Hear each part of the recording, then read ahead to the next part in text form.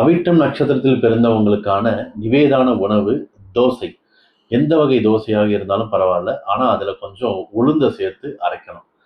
இந்த தோசையை உங்க நட்சத்திர நாள் அன்னைக்கு, அதாவது ஜென்ம நட்சத்திரமான அவிட்டம், சதயம், உத்திரட்டாதி, அஸ்வினி, கிருத்திகை, ரோகிணி இந்த நட்சத்திர நாட்கள் அன்னைக்கு மற்றவங்களுக்கு இந்த தோசையை உங்க கையால தானமா கொடுத்தா, உங்க வீட்டிலேயே இந்த தோசையை செஞ்சுட்டு இந்தந்த நட்சத்திர நாட்கள் சொன்னேன் இல்லைங்களா, அந்த நாட்களில் நீங்க தோசை செஞ்சு உங்க கையால சுட்டு மற்றவங்களுக்கு கொடுக்கலாம். உங்க வீட்டில் இருக்கிறவங்களுக்கோ இல்லை பக்கத்துல இருக்கிறவங்களுக்கோ நீங்க தரும்போது உங்க வாழ்க்கையில் உங்களுடைய ஜென்ம நட்சத்திர அதிபதியின் அனுகிரகம் கிடைக்கும்.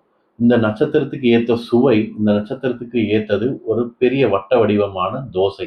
தோசை கொடுத்தா அதிர்ஷ்டம் கிடைக்குமான்னு கேட்டா, அவிட்டம் நட்சத்திரத்தில் பிறந்தவங்களுக்கு அதிர்ஷ்டம் தரும்.